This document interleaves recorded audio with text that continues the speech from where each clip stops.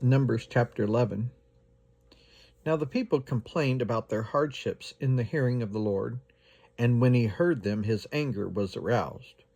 Then fire from the Lord burned among them and consumed some of the outskirts of the camp. When the people cried out to Moses, he prayed to the Lord, and the fire died down. So that place was called Taberah, because fire from the Lord had burned among them. The rabble with them began to crave other food, and again the Israelites started wailing and said, "If only we had meat to eat! We remember the fish we ate in Egypt at no cost, also the cucumbers, melons, leeks, onions, and garlic. But now we have lost our appetite. We never see anything but this manna." The manna was like coriander seed and looked like resin. The people went around gathering it, and then ground it in a hand mill or crushed it in a mortar. They cooked it in a pot or made it into loaves, and it tasted like something made with olive oil. When the dew settled on the camp at night, the manna also came down. Moses heard the people of every family wailing at the entrance to their tents. The Lord became exceedingly angry, and Moses was troubled. He asked the Lord, "Why have you brought this trouble on your servant? What have I done to displease you so that you put the burden of all these people on me? Did I conceive all these people? Did I give them birth? Why do you tell me to carry them in my arms as a nurse carries an infant to the land you promised on oath to their ancestors? Where can I get meat for all these people? They keep wailing to me, 'Give us meat to eat.' I cannot carry all these people by myself. The burden is too heavy for me. If this is how you're going to treat me, please go ahead and kill me, if I have found favor in your eyes, and do not let me face my own ruin."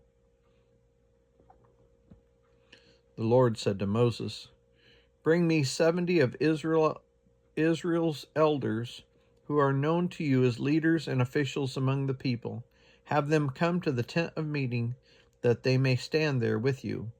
I will come down and speak with you there, and I will take some of the power of the Spirit that is on you and put it on them, and they will share the burden of the people with you, so that you will not have to carry it alone. Tell the people, 'Consecrate yourselves for preparation for tomorrow.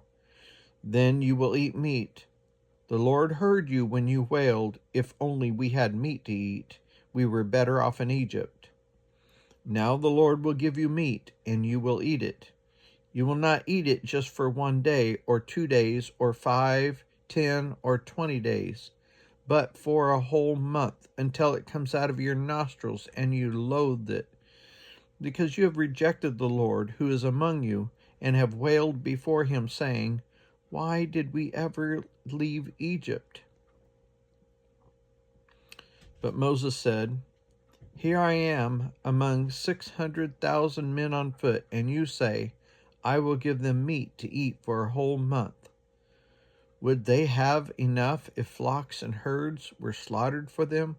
Would they have enough if all the fish in the sea were caught for them?" The Lord answered Moses, "Is the Lord's arm too short? Now you will see whether or not what I say will come true for you."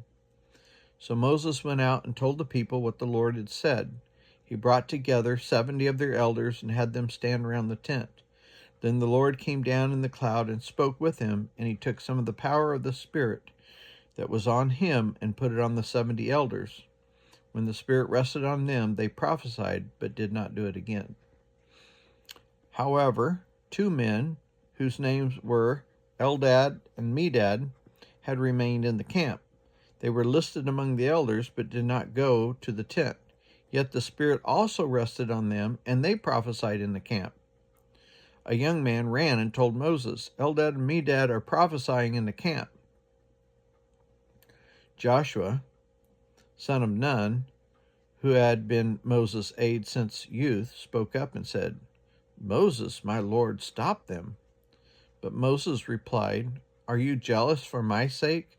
I wish that all the Lord's people were prophets, and that the Lord would put his Spirit on them." Then Moses and the elders of Israel returned to the camp. Now a wind went out from the Lord and drove quail in from the sea. It scattered them up to 2 cubits deep all around the camp, as far as a day's walk in any direction. All that day and night and all the next day the people went out and gathered quail. No one gathered less than 10 homers. Then they spread them out all around the camp. But while the meat was still between their teeth and before it could be consumed, the anger of the Lord burned against the people, and he struck them with a severe plague. Therefore the place was called Kibroth Hattava,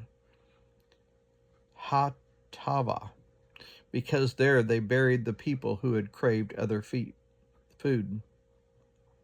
From Kibroth Hattava, the people traveled to Hazeroth and stayed there.